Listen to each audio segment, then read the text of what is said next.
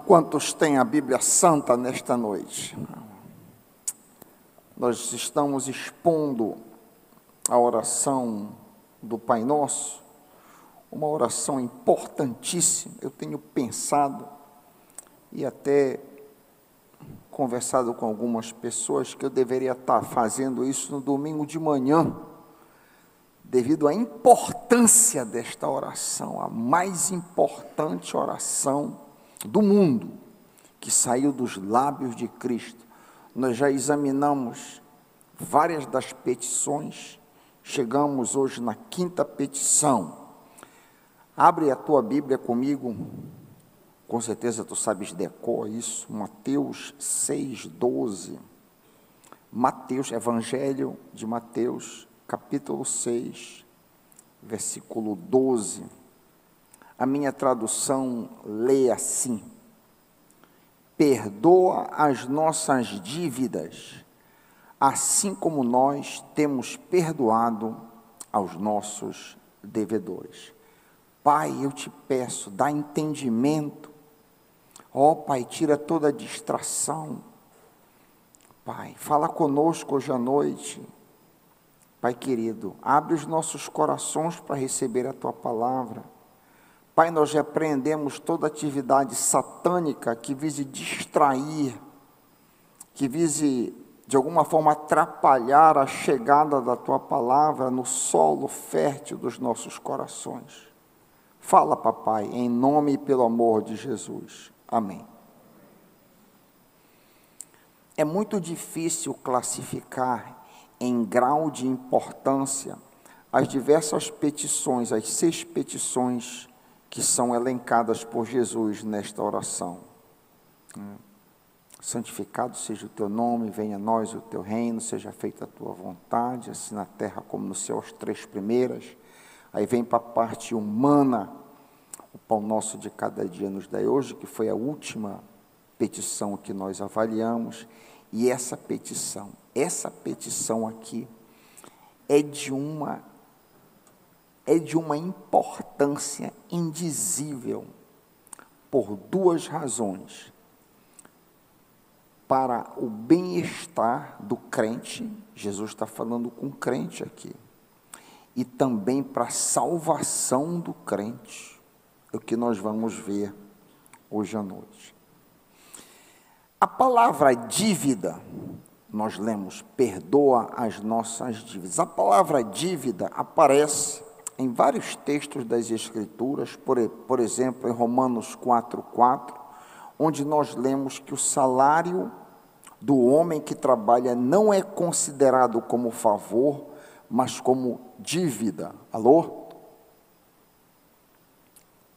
Da mesma forma como um homem se torna devedor a alguém que trabalha para ele, nós nos tornamos devedores a Deus quando pecamos contra Ele. O pecado nos separa de Deus e nos faz merecedores de castigo eterno. Daí necessitarmos de salvação. Eu pergunto às vezes para a pessoa que aceitou a Cristo, eu digo, você está aceitando a Cristo para ser salvo do quê? Eu não sei. Então, é melhor você não aceitar a Cristo.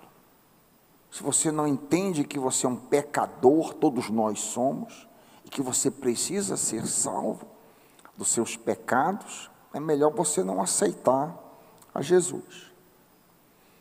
Então, é impossível sermos salvos sem termos os nossos pecados perdoados. Essa é a razão pela qual Cristo morreu. Cristo morreu para perdoar os nossos pecados, para tornar possível a salvação perdoando os nossos pecados. Por exemplo, um texto que você provavelmente já ouviu centenas, se não milhares de vezes, quando nós tomamos a ceia. Isto é o meu sangue que é derramado a favor de muitos, para quê? Para perdão de pecados. Então Jesus derramou sangue na cruz para pagar a conta do pecado. Cada pecado que cometemos, como eu acabei de dizer, nos coloca em débito diante de Deus.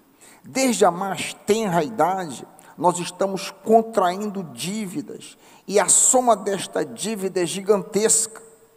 Somos colocados numa situação de miséria e escravidão espiritual, por cada ato de desobediência que cometemos contra nossos pais, quando somos pequenos.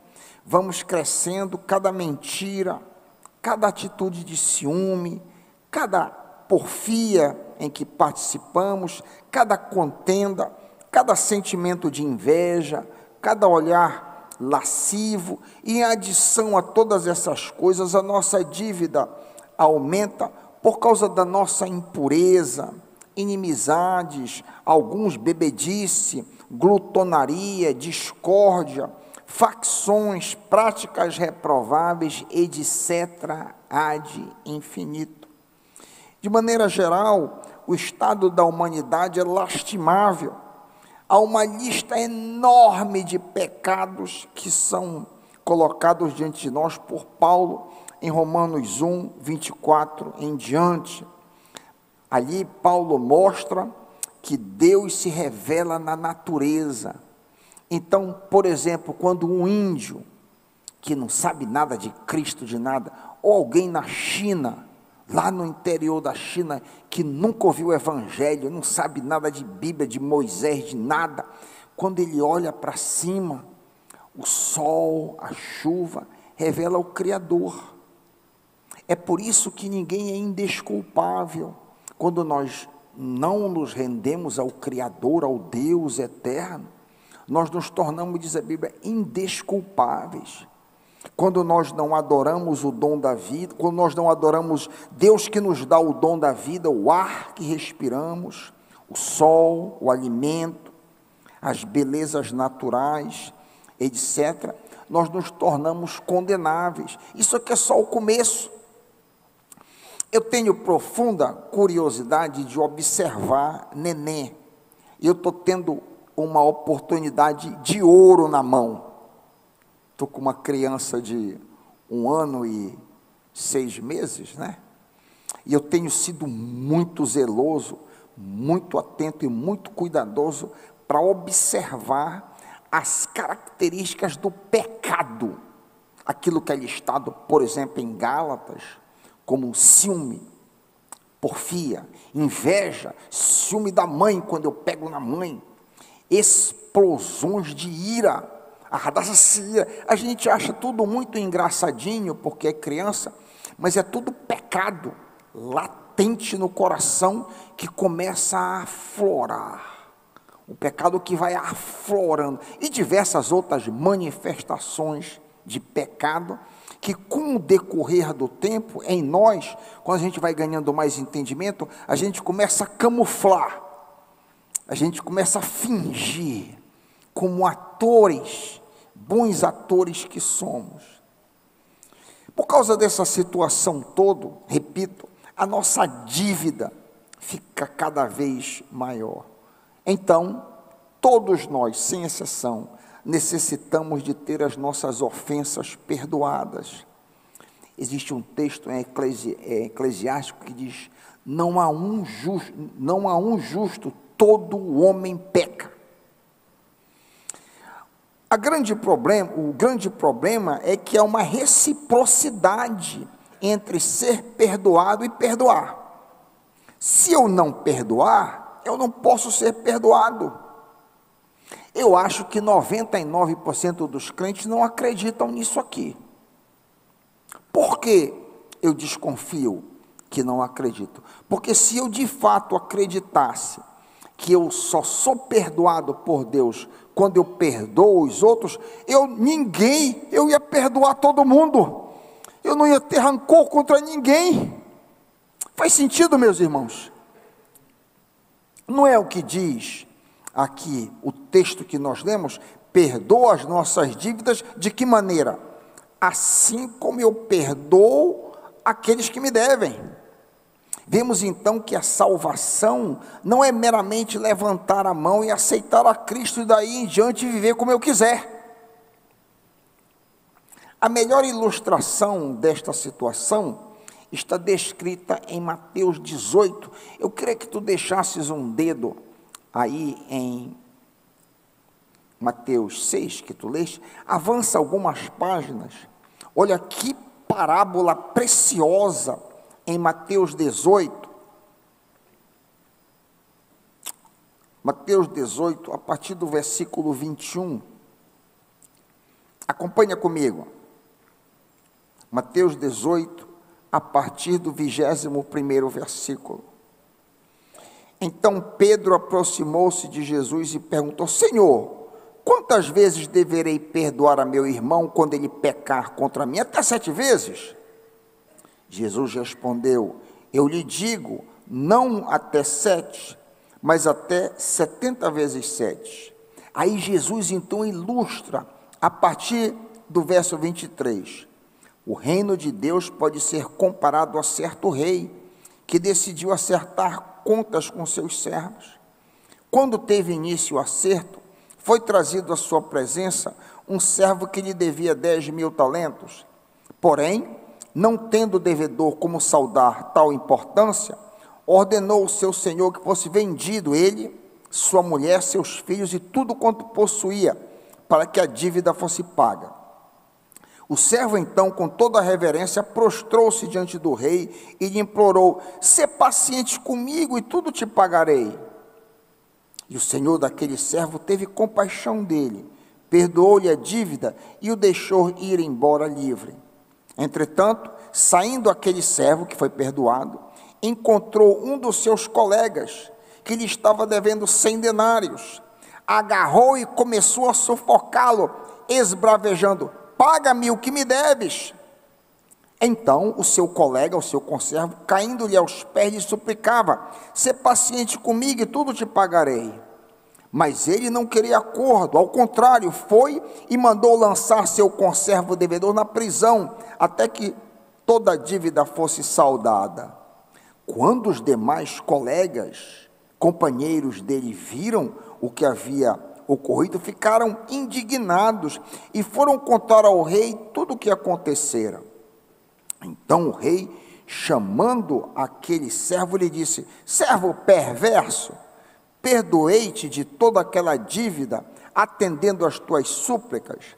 Não deverias tu, da mesma maneira, compadecer-se do teu conservo, assim como eu me compadeci de ti? E sentindo-se insultado, o rei entregou aquele servo impiedoso aos carrascos, até que lhe pagasse toda a dívida. Assim também o meu Pai Celestial vos fará a cada um, se de todo o coração não perdoardes cada um a seu irmão. Essa parábola aqui tem uma lição preciosíssima, que nós vamos avaliar com muita calma hoje à noite. Logo no começo dela, é possível que o apóstolo Pedro tenha pensado em limitar em 7 o número de ofensas contra o próximo. Até 7 eu perdoo.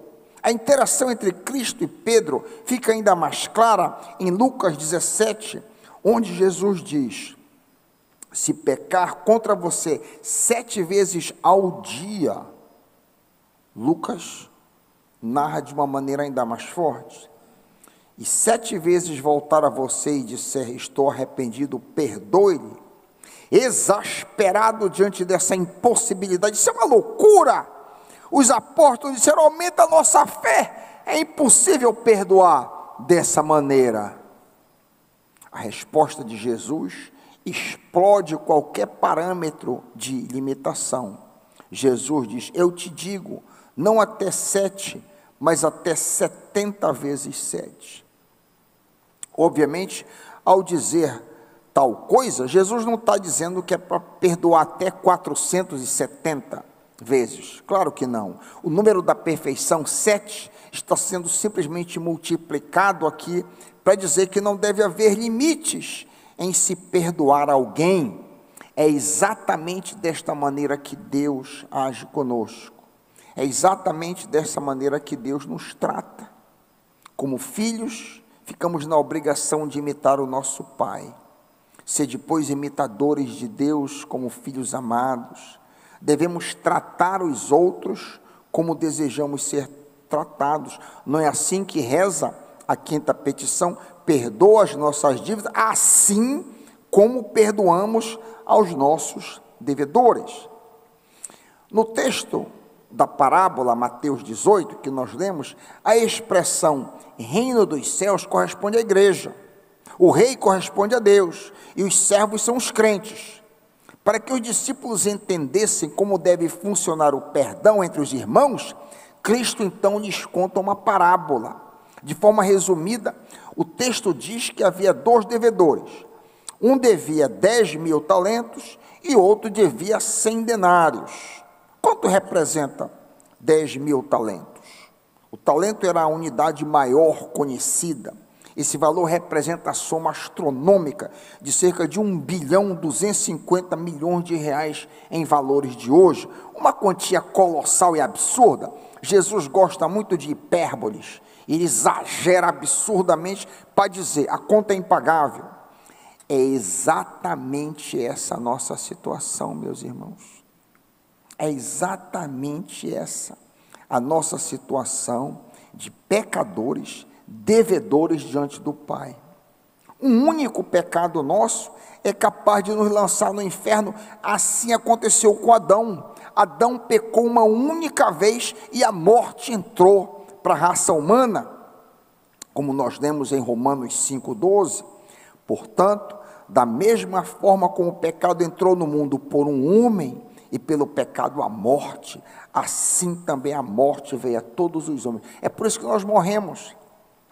Nós morremos como resultado de Adão ter pecado lá no começo.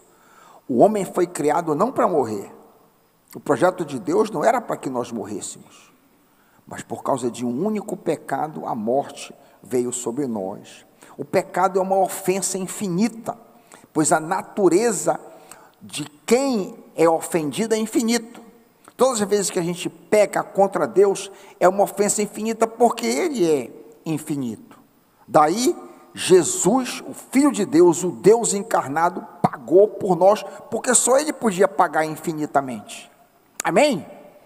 Já que a ofensa é infinita, Deus tinha que encarnar para pagar, porque Ele, pagando, Ele paga infinitamente a nossa dívida.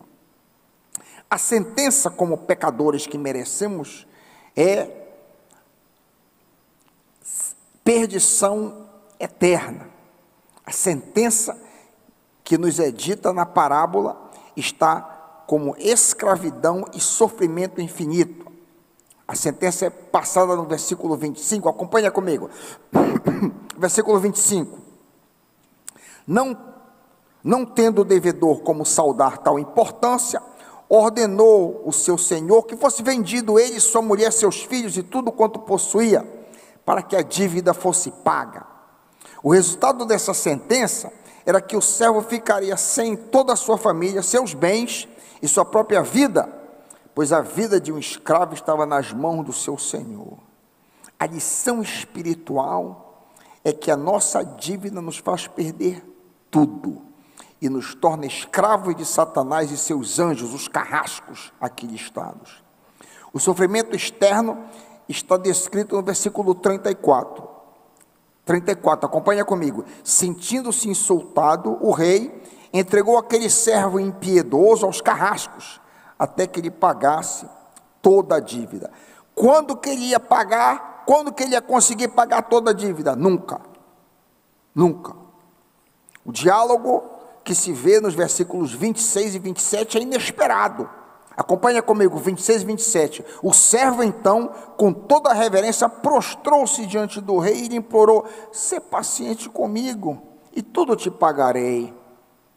E o senhor daquele servo teve pena dele, e perdoou-lhe a dívida, e deixou-o ir embora livre. Embora as palavras do servo sejam utópicas, a atitude dele é corretíssima. Ele interage implorando reverentemente prostrado, 26. Ele implora com súplicas, 32. A mesmíssima atitude nós devemos ter diante do Pai Celestial. Por sinal, reverente prostração é uma excelente prática a todos nós. Devemos nos habituar a estar com a cara no chão diante de Deus diariamente. Humilhai-vos na presença do Senhor e Ele vos exaltará. Tiago 4,10. O resultado da atitude do servo moveu o coração do rei. O rei teve pena, dispensou a dívida e deu plena liberdade àquele servo. É assim que Deus nos trata quando admitimos que somos devedores diante dele. É assim que Deus nos trata. Se confessarmos os nossos pecados, ele, Deus, é fiel e justo para nos perdoar, pasme, nos purificar e nos purificar de toda injustiça. O desfecho da parábola e seu ponto central é triste. O servo, perdoado pelo rei, encontra um colega que lhe devia 100 denários. Quanto representa 100 denários? Um denário correspondia aproximadamente à diária de um trabalhador não especializado. Eu coloquei bem generoso, a gente paga 120 lá para a nossa diarista, eu fui bem generoso aqui, coloquei R$120, seria uma diária muito gorda, eu penso, bem paga para um trabalhador não especializado. Estou errado? Não é mais ou menos isso? Eu fui tentado a ligar para o meu primo, que emprega muito diarista, eu só emprego uma, mas eu acho que é justo aqui, R$120. Então, um denário correspondia à diária de um trabalhador, assim a dívida do colega seria cerca de R$12.000. Aquele colega devia para o colega 12 mil, ele devia para o rei 1.250.000.000, e o colega devia para ele R$12.000. Jesus afirma que quando ele viu o colega, ele agarrou e começou a sufocá-lo. Paga-me o que me deves. Então o seu conservo lhe suplicava e usa as mesmas palavras que ele tinha usado diante do rei. O conservo disse: "Sê paciente comigo, tudo te pagarei." Mas ele não queria acordo, ao contrário, foi mandar, lançou o seu conservo na prisão. Obviamente, R$12.000 não é um valor desprezível, você concorda comigo? Ainda, R$12.000 é um crédito expressivo, porém, esse valor, R$12.000, é uma gota no oceano, comparado ao que ele devia, 10.000 denários. Para a infelicidade do servo credor, vários dos seus colegas assistiram a cena e sabiam do que havia acontecido com ele diante do rei lá atrás. Diz Jesus no versículo 31, quando os demais conservos, companheiros dele, viram o que havia ocorrido, ficaram indignados e foram contar ao rei tudo o que acontecera. O que deixou os colegas de trabalho indignados? Diferente da postura do rei, a atitude do credor agora foi dura, demandando seus direitos. Meus direitos, meu dinheiro. Embora ele tivesse sido perdoado de uma dívida gigantesca.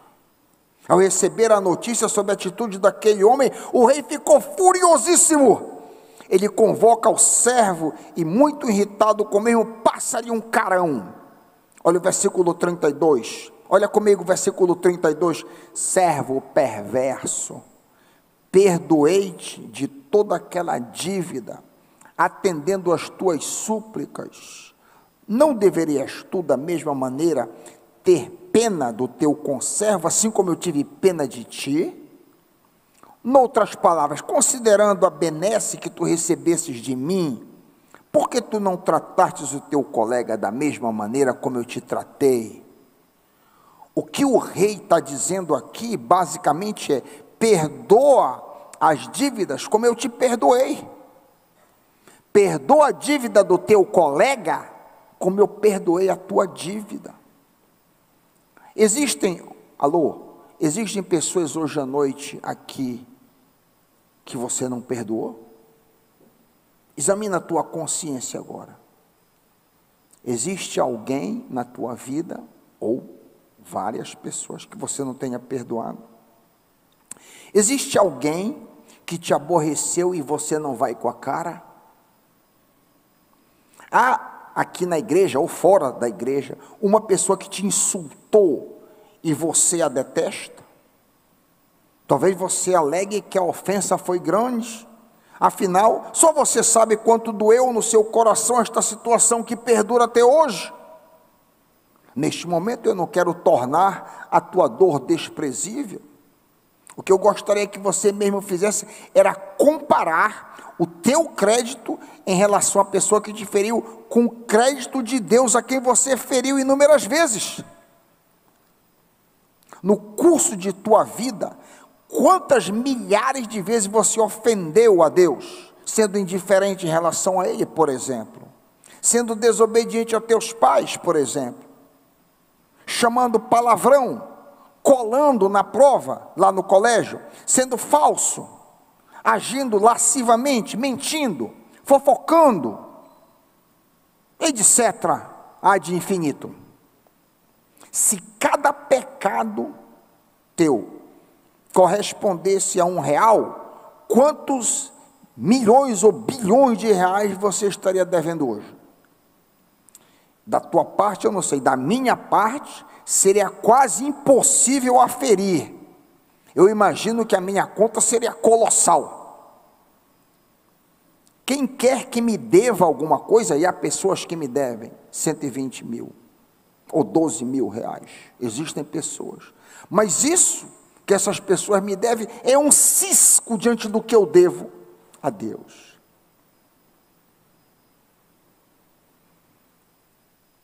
Jesus diz acerca do nosso credor, ele Deus, sentindo-se insultado, versículo 34, acompanha comigo.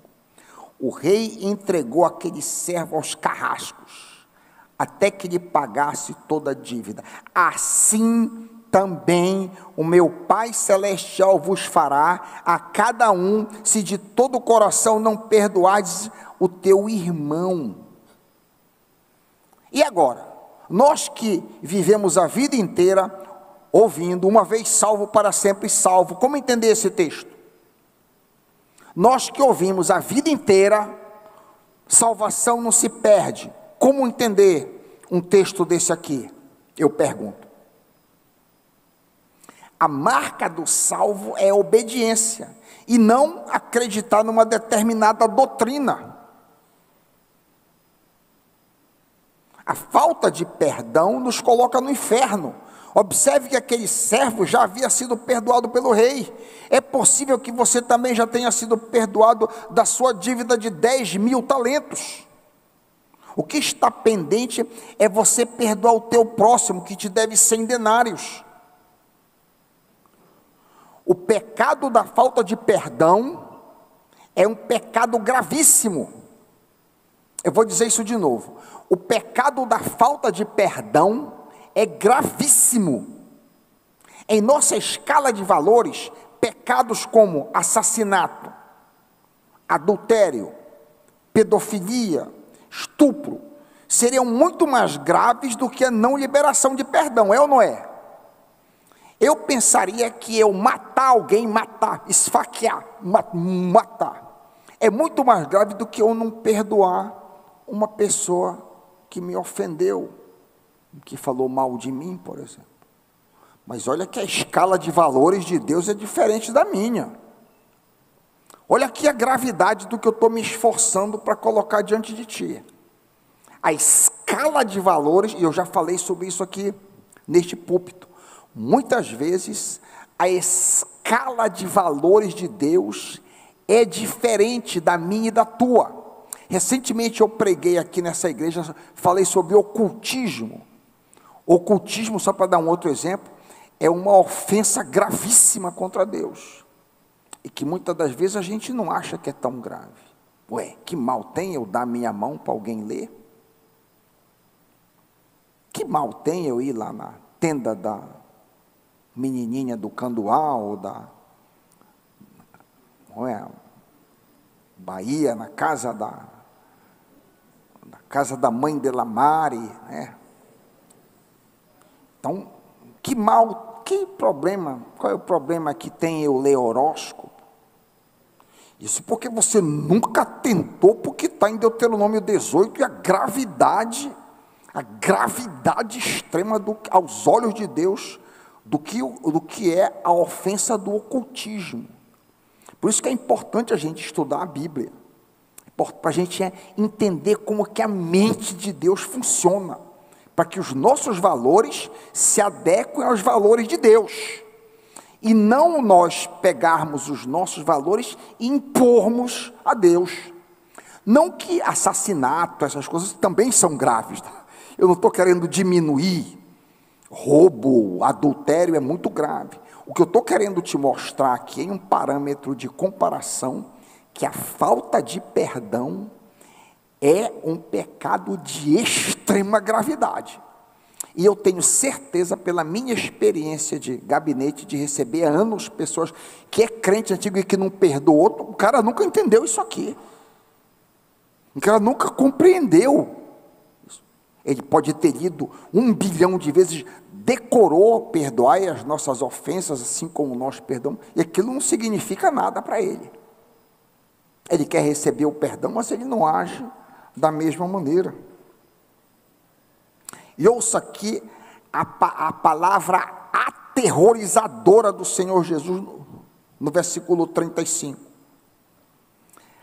Assim também o meu Pai Celestial vos fará a cada um, se de todo o coração não perdoardes o teu irmão. Será que não é claro? Será que não é claro aqui?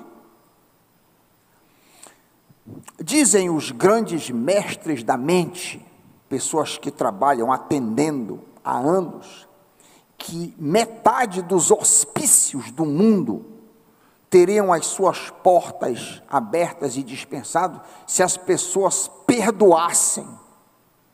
A quantidade de gente internada com problema mental, culpa, ódio, amargura profunda no coração por falta de perdão é enorme. A falta de perdão, ela gera mal-estar também. Note que Jesus está falando com crente aqui. Jesus está falando com crente aqui. Jesus não está falando com ímpio aqui. Quem são os carrascos que o rei libera sobre o irmão? Os carrascos são demônios que Deus libera sobre o crente para perturbá-lo. Essa é a razão de muito crente com depressão. Não quer dizer, não estou dizendo que todo crente que tem depressão é por causa disso. Não estou dizendo isso.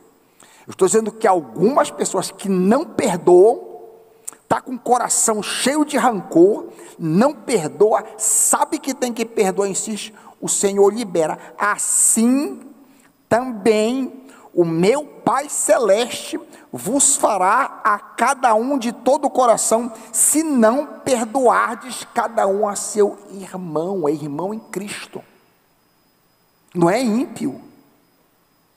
O texto é muito claro. É interessante que na oração, nessa oração tão importante, que deveria estar sendo pregada domingo de manhã, não. A única petição que retorna à baila é essa quinta petição. Você já prestou atenção nisso? A única petição que Jesus, porque Jesus termina, né? Perdoa as nossas ofensas, assim como nós perdoamos. Não nos deixes cair a tentação. Aí ele conclui, porque teu é o reino, poder, amor. E ele volta para a quinta petição. Você já notou isso? Olha aí na tua Bíblia, Jesus volta para a quinta petição no versículo 5, porque se perdoardes os homens as suas ofensas, também o vosso Pai Celeste vos perdoará. E volta para o mesmo assunto, porém, se não perdoardes, tampouco o vosso Pai Celeste. O quão claro você precisa que Jesus diga da importância de você perdoar? Deveria ser, a quinta petição sozinha, deveria ser suficiente, que qualquer pessoa com mínimo de inteligência entende. Se perdoa nossas dívidas, como eu perdoo quem me deve. Ou seja, me trata, Senhor Deus, me trata como eu trato o outro.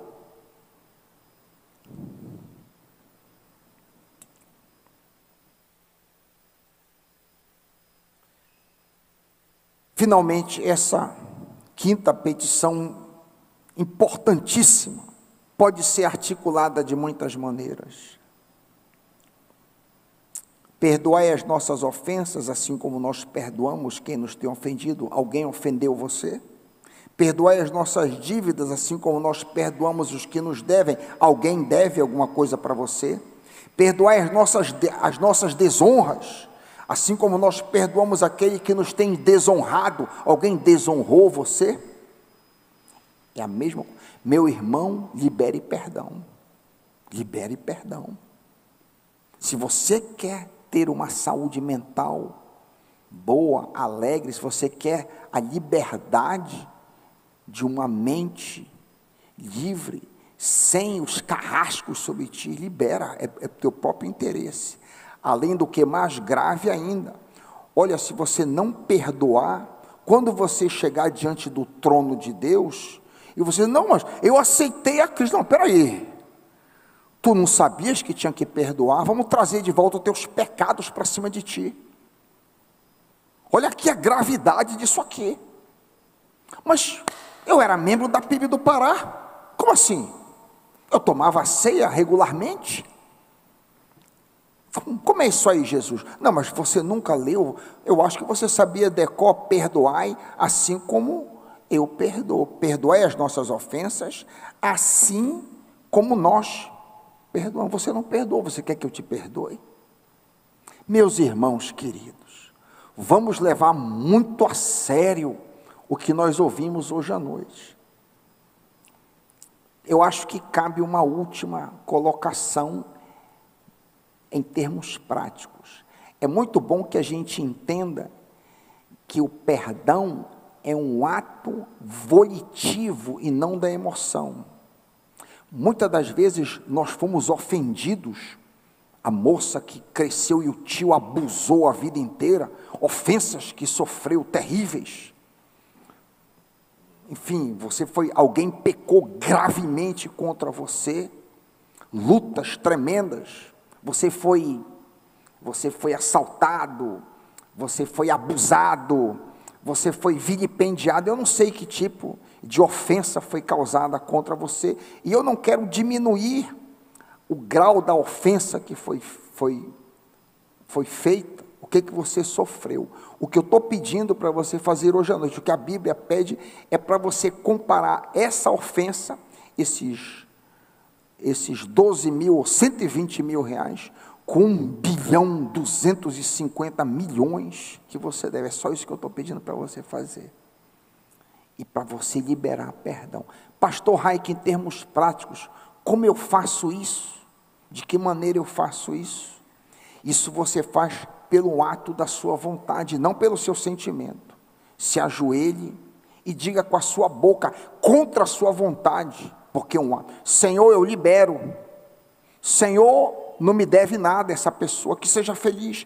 Junta tudo de bom que você pensar, e já me ofenderam, e eu fiz assim, junta tudo de bom. Senhor, que essa pessoa tenha um bom marido, se está encalhada, que case, que tenha um bom marido, que tenha filhos, que ganhe muito dinheiro, que seja muito feliz. Se não é crente, Senhor, que essa pessoa aceite a Cristo como Salvador e Senhor, que ela seja salva. Junta tudo de bom, olha para mim aqui, junta tudo de bom que você gostaria de colocar em cima de uma pessoa que você ama muito, a sua mãe, seu filho. Junta isso aí e lança sobre essa pessoa, lança sobre ela com a sua boca. Pastor, mas eu não sinto. Não é uma questão de sentimento, é uma questão de você dizer, é uma questão volitiva. Senhor, e todas as vezes que você lembrar das cenas que você sofreu, que você foi abusado, que você foi ridicularizado, você fez, Senhor, eu já perdoei. Porque quando a gente lembra da cena, o veneno vem junto, e a gente sofre, porque o veneno, e demora, às vezes, pode demorar anos, para você lembrar da cena onde você sofreu, sem o veneno junto, mas o Senhor vai curar. Continua dispensando o perdão, só assim você será feliz. Eu espero que os irmãos levem muito a sério essa palavra. Se os irmãos não sabiam disso hoje à noite, os irmãos não podem mais alegar inocência quando chegarem diante do trono do Senhor. Papai do céu, eu não sabia que eu tinha que perdoar. Sim, você ouviu uma noite lá na PIB do Pará, você ouviu uma palavra clara da importância de você liberar, perdoar. Amém, meus irmãos? Que a palavra entre nos nossos corações em nome de Jesus, amém.